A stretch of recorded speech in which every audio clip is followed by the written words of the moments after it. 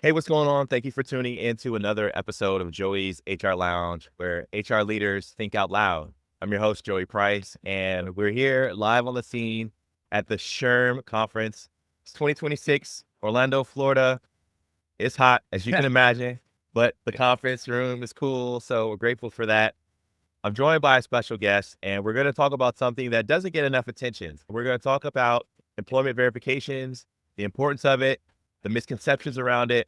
And if you're working at a really large organization, whether you're in HR and you're doing the work or oversee the work, or if you work at a large organization and you're planning to get a house and you want to know if your HR team's employment verification house is in order, this conversation is for you.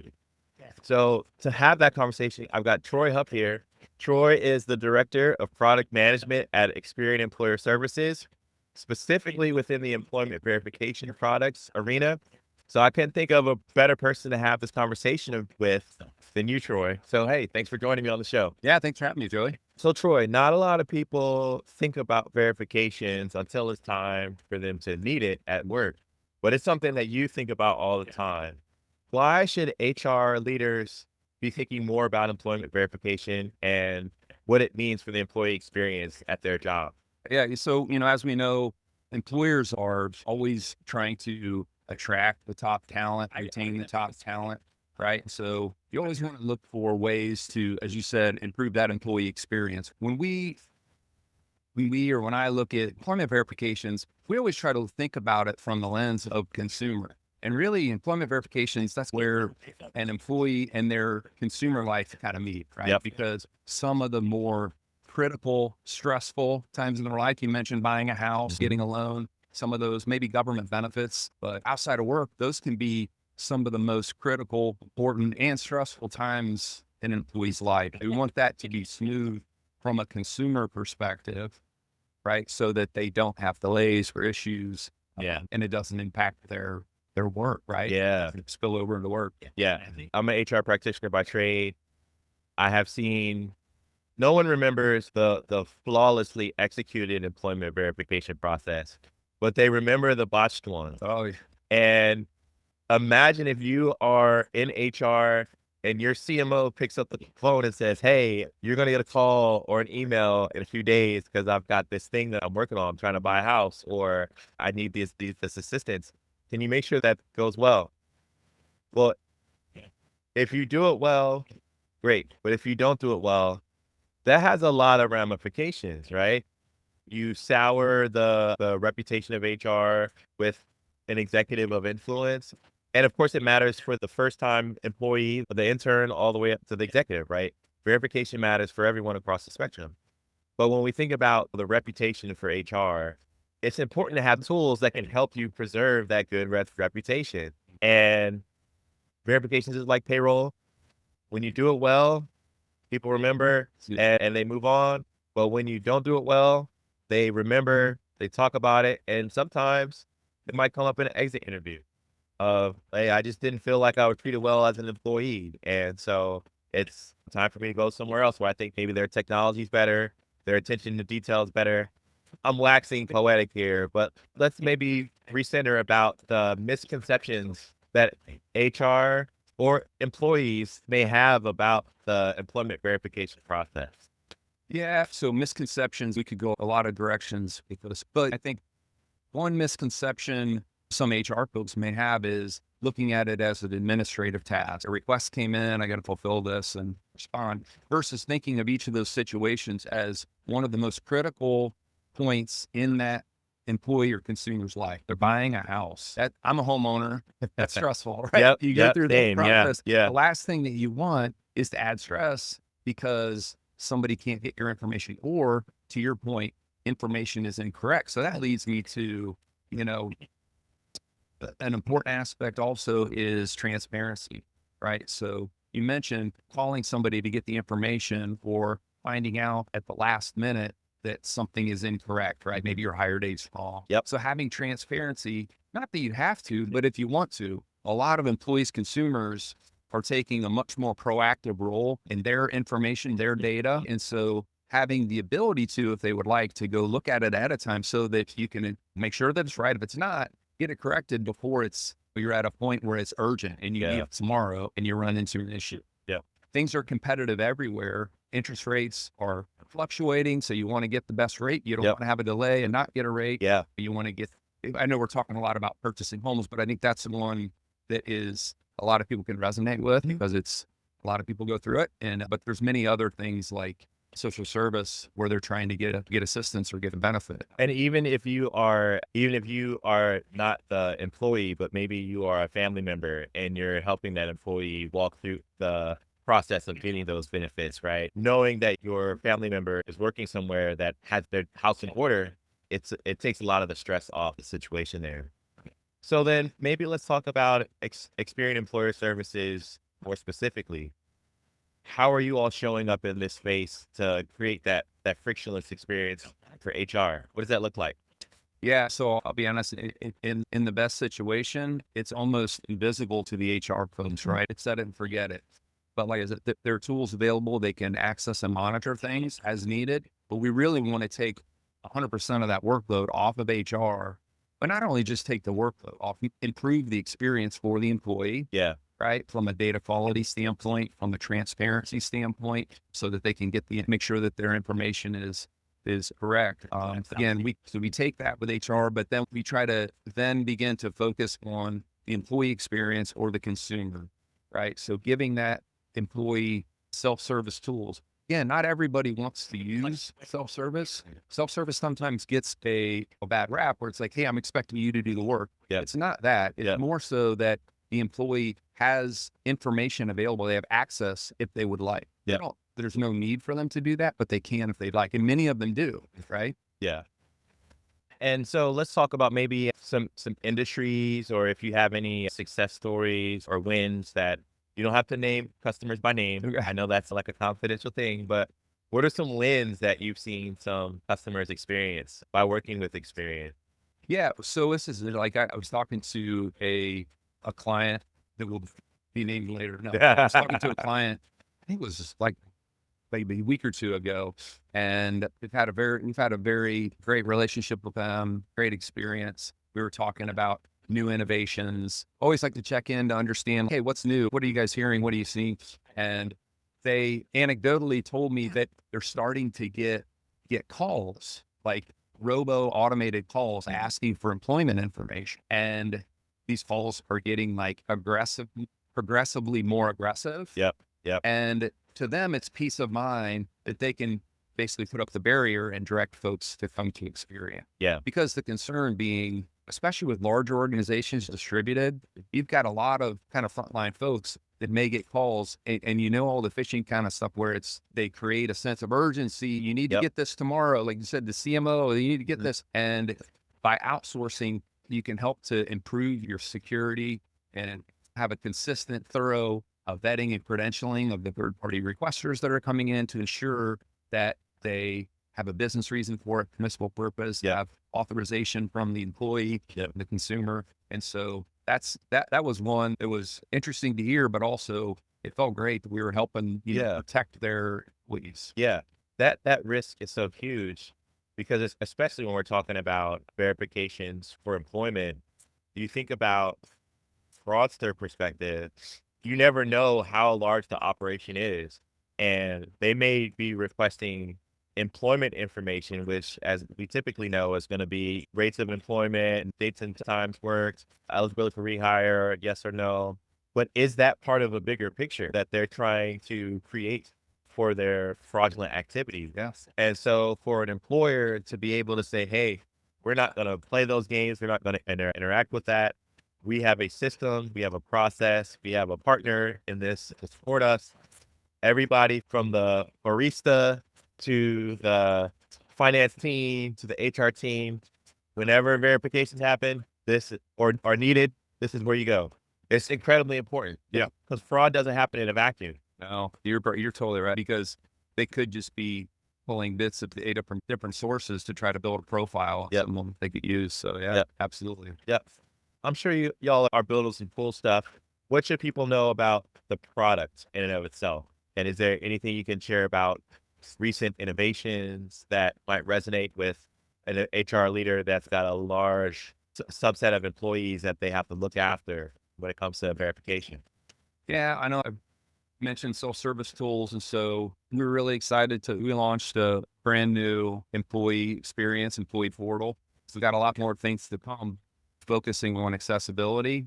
So that's huge for when it's only getting bigger, right? Folks are looking for improved accessibility, mobile access to their information. And so that's the latest of what we've delivered. And we're really excited about the feedback continuing to build on that. Okay, awesome, awesome. I'm gonna throw out a word that I feel like everyone has to have on their podcast, and you tell me where you want to go with it. Artificial intelligence. AI. How's that Okay. showing up in your Yeah. work? How's it helping the customer? Wherever you want to go with it, because I feel like we've got to talk about it because it's Yeah. the hot topic in the industry. Yeah. And it is the interesting thing is, especially in the HR space, we're a data company, right? Experian is a data company. And so certainly we feel kind of leaders in AI across the board, right? Globally for our company, but we also have to be extremely cautious about where and how we utilize AI with specific guardrails to protect the data. You mentioned fraudsters, so it's protecting data. So we're always looking for ways that we can do that, utilize AI while not exposing PII. And I mentioned the employee experience, or could be the verifier or the employer. And we're utilizing AI for that. A lot of the AI we're also using is for our improving efficiencies on our end so that we can deliver things faster. And so maybe not specifically client facing, but as we're building things, utilizing AI to speed that process, to improve the quality testing of it. Yep. We also are looking at building AI capabilities. A lot of we talk about data accuracy that's important, very important for verification. Yep. Right. So like I said, we'll find out you have incorrect data at the 11th hour. So utilizing AI for data quality checks, whether it's confirming that data feeds are continuing to happen, that they're complete, all those kinds of things. And so a lot of behind the scenes things for AI as well. Yeah. As well as our support teams. We do a lot of, still to this day, there's a lot of manual processing. Believe it or not, we still get packages. I believe it. So there's a lot of opportunities there, and where that helps the employee and the consumer, or I'm sorry, the employee and the employer or consumer is, as we can add efficiencies, a manual request that may, in an HR environment, may take them a week or multiple days to process. Yep. As we can add efficiencies, we can return those much quicker, right, to the requester.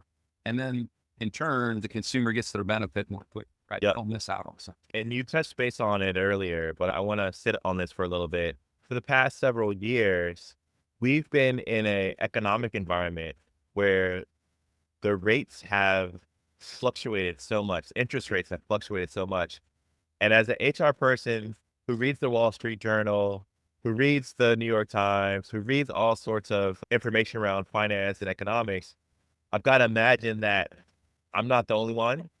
And the person who's looking to buy a home or refinance a home, take advantage of these rates. Realtors are always going to tell you now's the time to buy, now's the time to sell, no matter what environment. Yeah, that's right. But you're leaning on that other data of, okay, where are the interest rates and school jurisdiction, all that other stuff.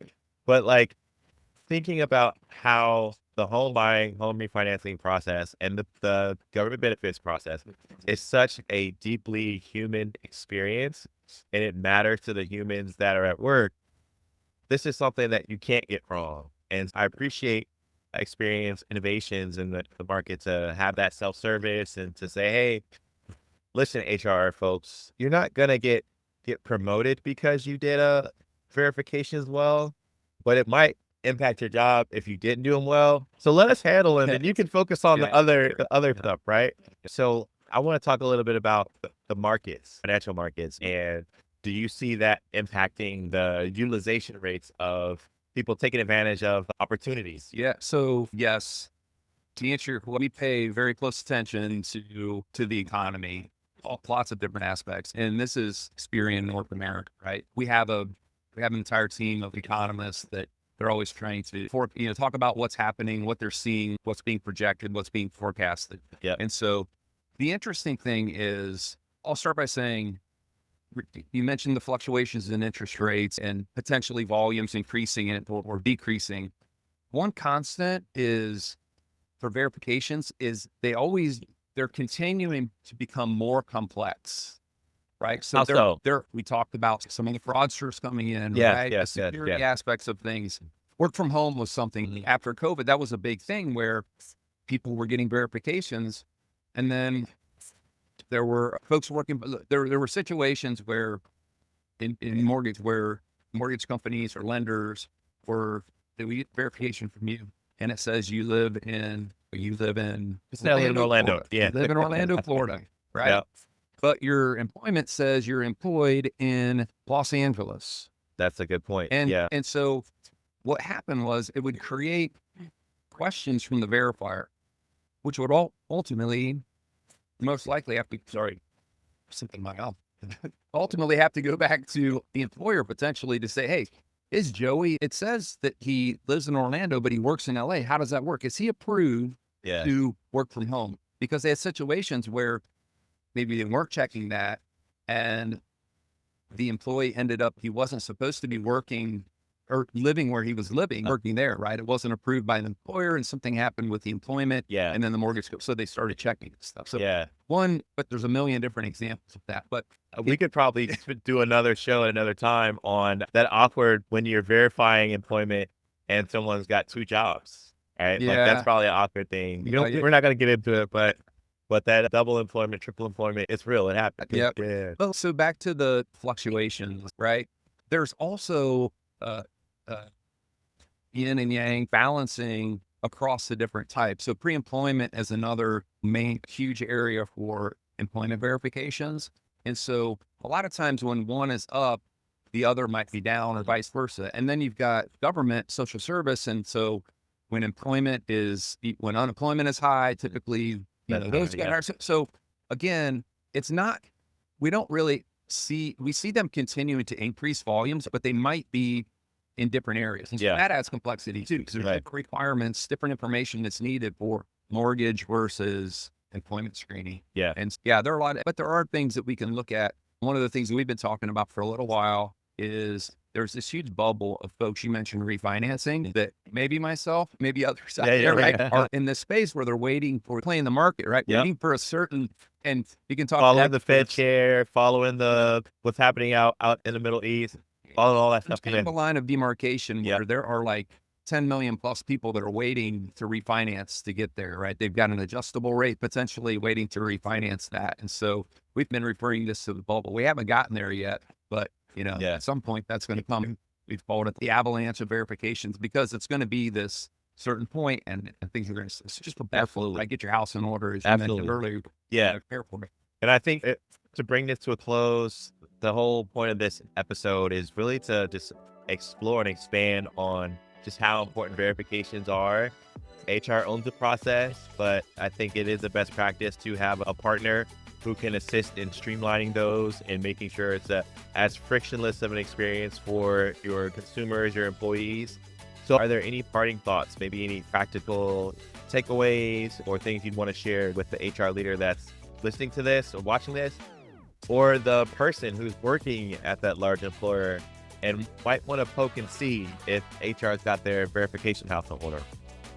Yeah, I think that would be my ask, right? Yeah. Do a little internal checking, see what you guys are doing. If you feel like you've got your house in order, if you're distributed, you're gonna have to check with folks that are in other locations to check too, but see what you find and then maybe there's an opportunity. Awesome. Troy, so great to have you on the show. Got to get you back sometime soon. We'll be chatting college football season. I'm a Terp, and so we're not competitive by any stretch, but I like to follow the top team. I'm a Buckeye. Okay, we're like 0 for 4 Yeah. in an embarrassing fashion, but we'll talk about that off camera. Yeah, let's do it. Thanks for tuning in to Joey's HR Lounge. Until next time, make sure you like and subscribe wherever you get your podcast. And if you enjoyed this episode, make sure you check out Experian Employer Services to learn more information. Find Troy on LinkedIn and just continue to follow the journey, because as they bring helpful content to the marketplace, that might impact the decisions you make around evaluating your employment verification house in your company. So take care. See you later.